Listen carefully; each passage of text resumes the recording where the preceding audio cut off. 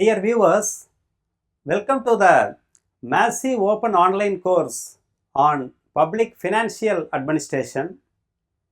In the previous episodes, we have discussed various topics related to the public financial administration such as fiscal policy, taxation, budgeting, finance, finance commissions, Niti Aayog, and various other topics that we have discussed. And recently, the Government of India has introduced a new education policy called National Education Policy 2020. It has been introduced or it has been implemented by various state governments gradually. And in this episode, we are going to discuss what are the various features of NEP 2020 and how it is affecting the Indian economic growth. Let us go into the topic. Let us discuss what are the various features of the NEP 2020. So, the major objectives of this episode, we will discuss the relationship between the education and the economy. So, how these two topics are related, education and economy. And we will identify major features of NEP 2020 at school level and higher education level. And we will analyze various thrust areas prescribed by NEP 2020, and we will cite major features of NEP 2020, and we will explain various implementation frameworks as suggested by NEP 2020. Why we have to discuss the various features of NEP 2020? Because for understanding how it is affecting the economic growth, we have to first understand what are the major features of NEP 2020. Now, we know that education is an investment in the human capital. We know that capital means the land, jewelry, machinery, industry, all these are called capital. In the same way, education is also considered as a human capital. And the knowledge economy, the knowledge economies are recognizing the education as an investment. Note the point, education is not an expenditure, it is an investment in a long run. And they prioritize the education and experience faster growth. For example, the United States or the United Kingdom, Canada and all, they invest a large amount of money in education. And what is the advantage or the effect? Their economic growth is very fast, and that's why they are called the superpowers. And see, increasing the average years of schooling by 1 year, that is increasing the GDP, that is gross domestic product, by an amount of 0.37%. Imagine friends, the domestic product, and that is increased by 0.3 by simply increasing the total number of years of schooling by 1. Presently, the average years of schooling for India is near about 6.7. So, gradually if you increase by 1 more year, then the GDP that is increased by 0.37. So, that is the advantage of the knowledge.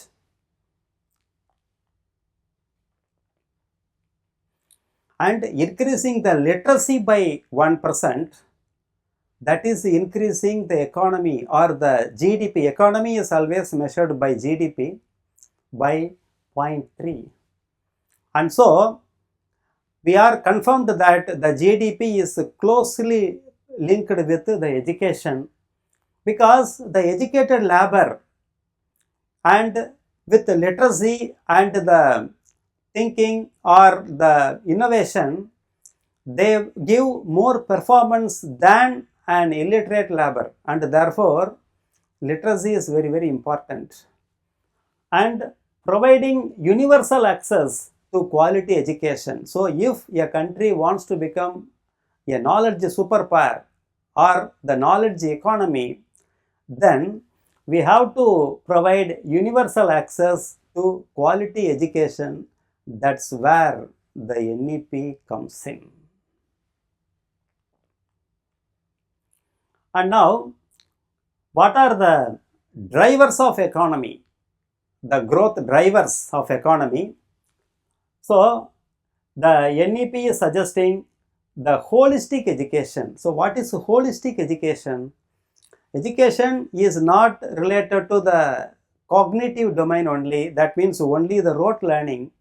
Rather, it is dealing with the cognitive, affective, psychomotor, ethics, values, and the totality of all that, that is called the holistic. And the second growth driver, that is inclusivity, because in India we have neglected a portion of the people.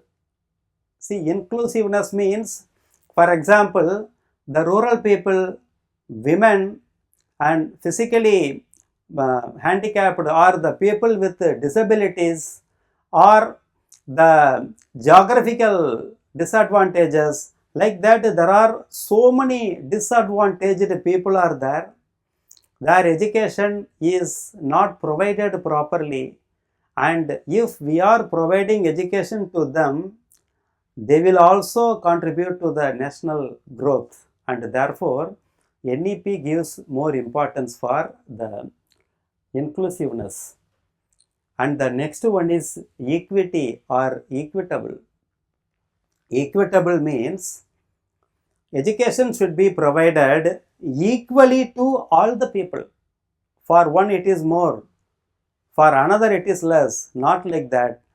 Uniformly or equally it should be given to all the people, irrespective of the caste, religion, or so on and so forth. And equitable, and then the quality. So we are talking about the education on a mass scale. At the same time, the quality is also important. And then comes the lifelong learning. Generally, there is a notion that education is up to graduation or post-graduation. Not at all. Education is a lifelong process.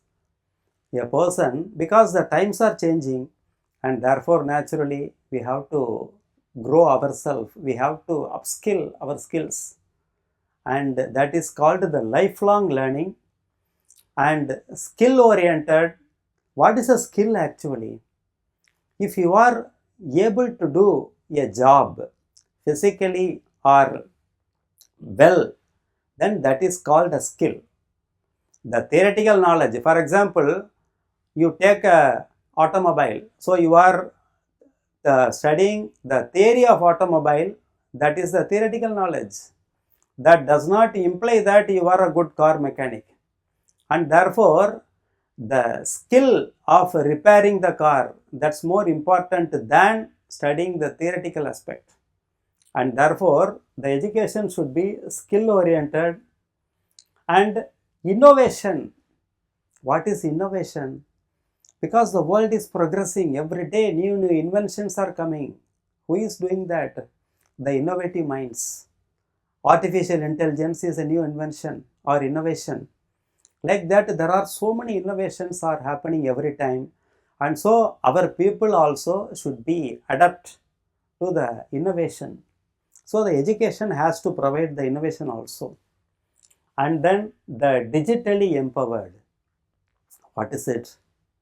Because it is impossible to provide knowledge in the classroom or the chalk and talk method, because nowadays we are surrounded with so many digital gadgets like mobile or TV or satellite, so on and so forth. And therefore After the COVID, you could have experienced yourself also, a lot of education has happened online only. That also by the digital gadgets, and therefore the education should be digital. So the education should prepare the people digitally empowered. Now, in what way the education is improving the economy? See, look at the diagram. First of all, it is attracting the investment, because when the education is good, then the investment will come from the Indian players and foreign investment also. So FDI, foreign direct investment, will flow, and naturally that will promote the entrepreneurship. That means the startups will increase. See, for example, so many startups nowadays are happening, and so the startups will naturally increase, and finally they will drive the economic growth. So dear students, now you could have understood what is the relation, how the education is related to the economy. Now let us see how the education or the NEP, what it is in store for the economy. So it is the NEP at a glance. Already we have discussed so many points. Now let us see the schooling at the age of 3. Because in the present system, for most of the people, the schooling starts at 6.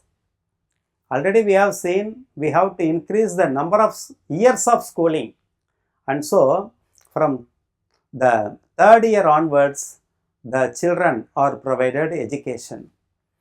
And then the present education system, now we are having 10 plus 2, and that is replaced by 5 plus 3 plus 3 plus 4.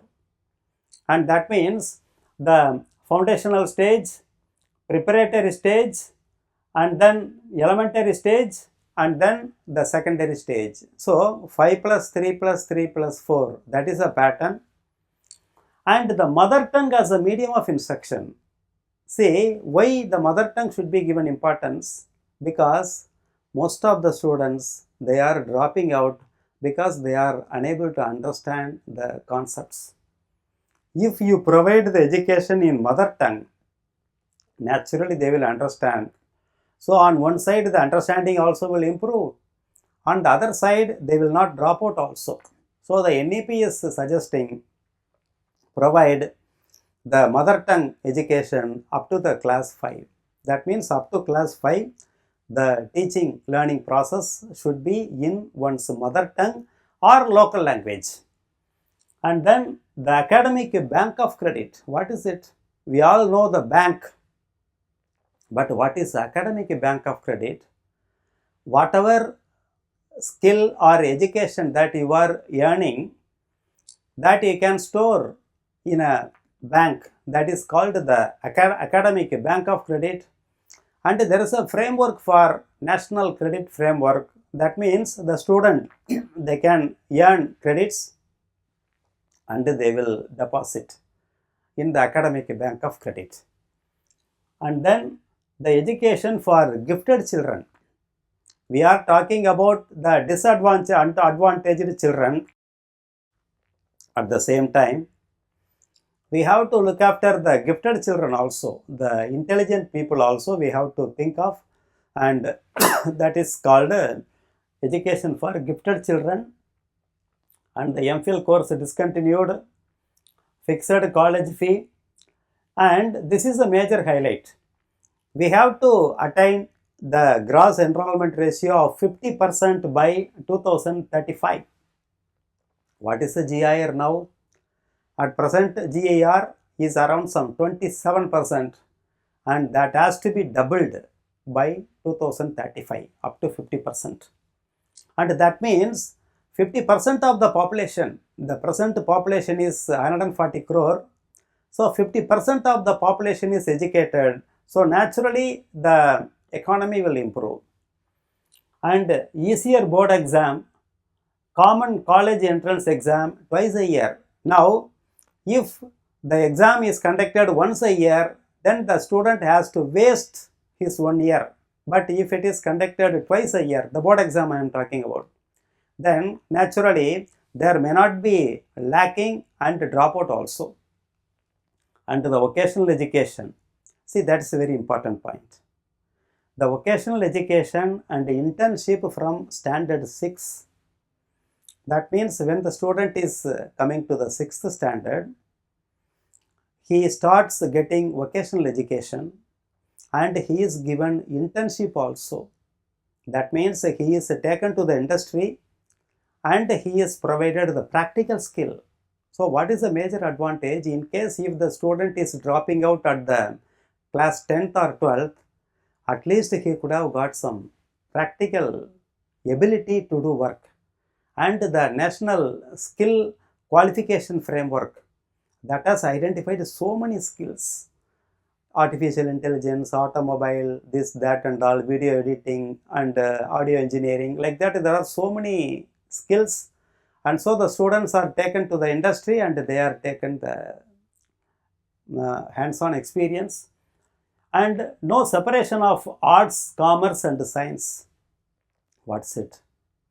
Because now at the 11th standard we are having streams: science stream, commerce stream, art stream or math stream, like that we are streaming them. That means the student at one stream, he cannot take any course from the other stream. For example, I am a science stream, I cannot take a paper in history or I cannot take a paper in fine arts.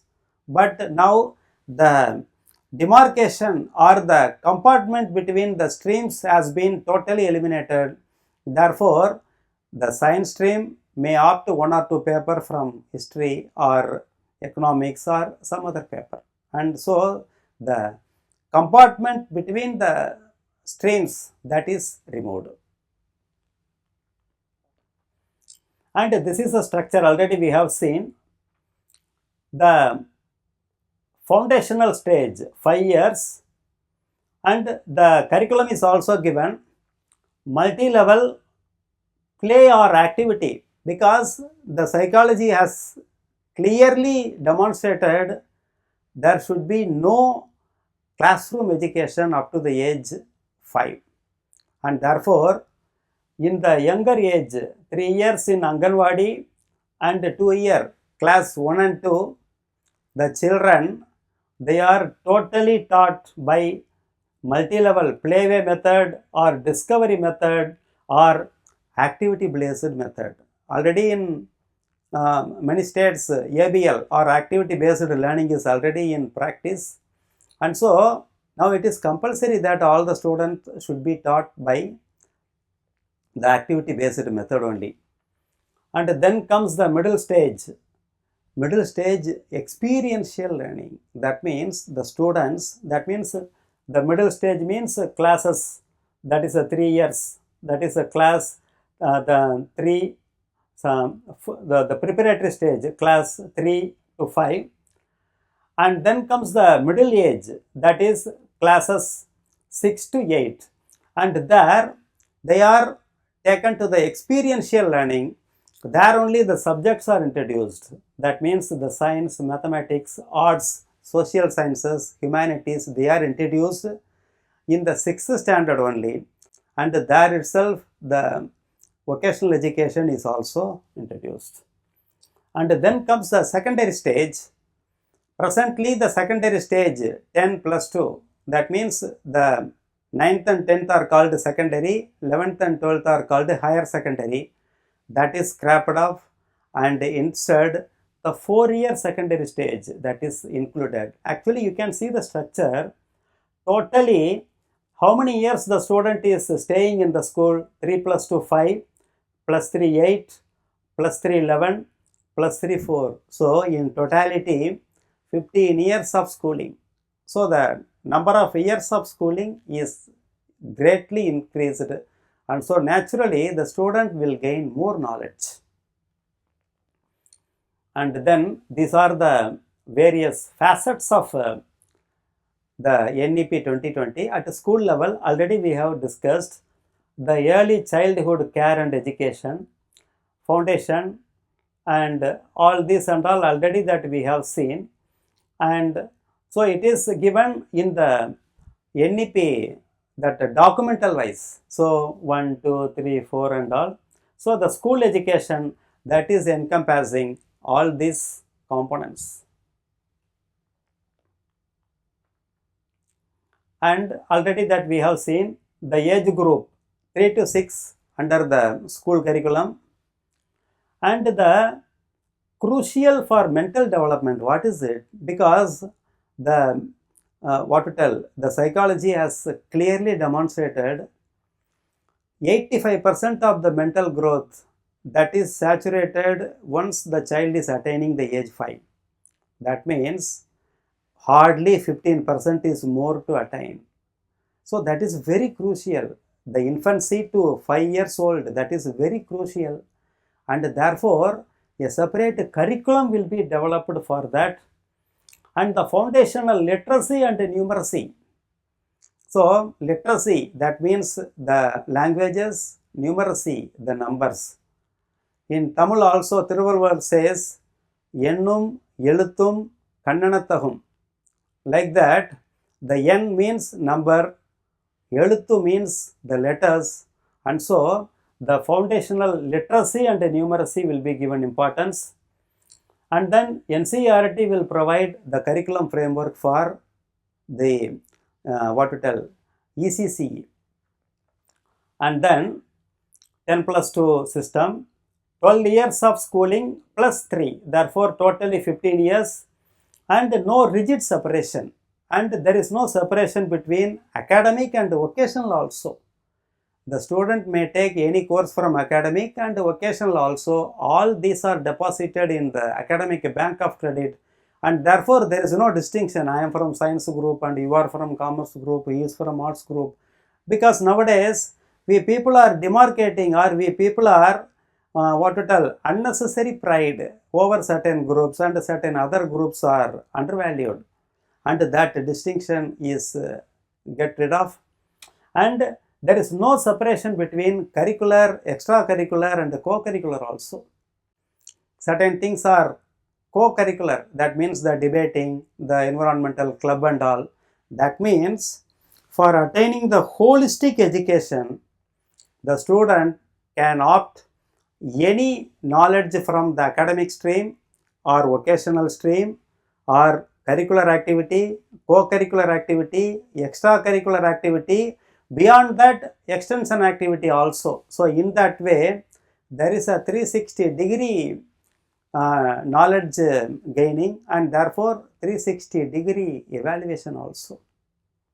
And so it is a holistic education. That means when the students are coming out, almost 99% of the people, they are good at least some traits or something that they can do. Instead of just searching for job, they may do job or they may create the jobs also. That's what APJ Abdul Kalam told. Don't seek for job. Instead, you be the provider of job. So that is what is envisioned in the NEP 2020. Now, already that we have seen 360-degree, the holistic progress card. The progress card now, it will tell only 5 subjects, language, English, math, science, etc. But here it is a 360-degree. That means the evaluation is happening throughout the year, starting to end, and therefore that is called the 360 holistic progress card, and it is tracking the learning outcome. So what the students are learning and what is the outcome, what is the output, and so that is the advantage of this NEP. And the regional language, already we have seen the mother tongue should be the medium of instruction up to class 5, but at the same time it is giving importance for the other languages also. So 3 language system, because it is increasing the mobility. If you are learning one more language, that is, suppose if I am in Tamil Nadu, I know Tamil and English, and instead if I am knowing some other language like Hindi, Sanskrit and all, so naturally I can move throughout the country. And so three language system, multilingualism, and how to achieve it.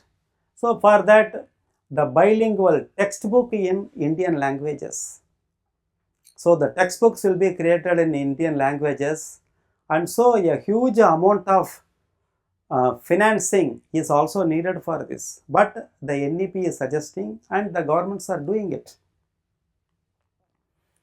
Indian knowledge system, it is another great concept. What is the Indian knowledge system? India is a great country.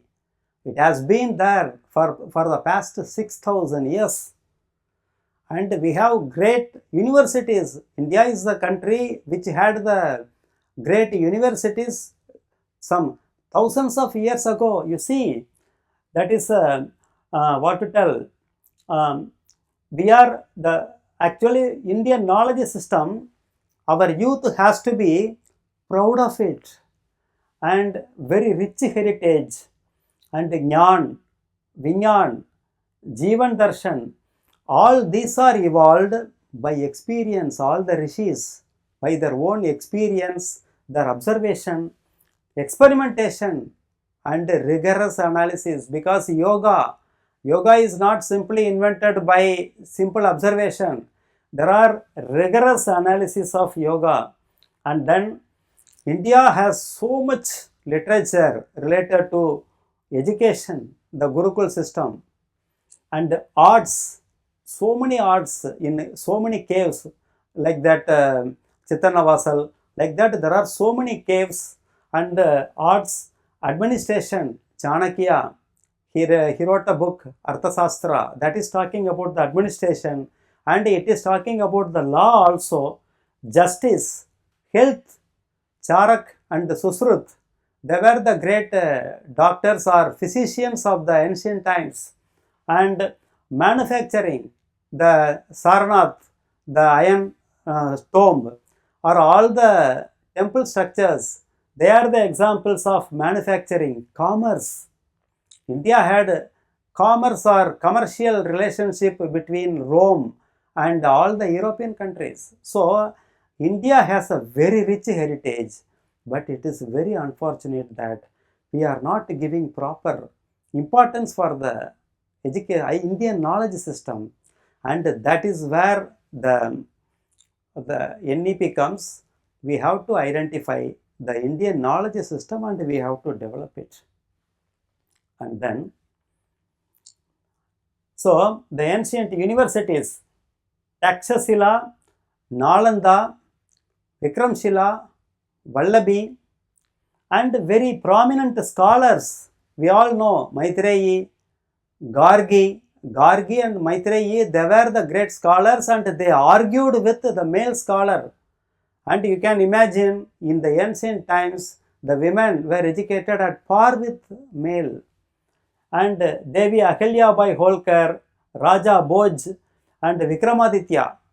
Actually, there are thousands of stories related to Vikramaditya. All these are coming under the Indian knowledge system, and they were all in terms of the text, oral, artistic traditions, and therefore we have to give importance, and we can gain a lot of knowledge, treasure within the Indian knowledge system.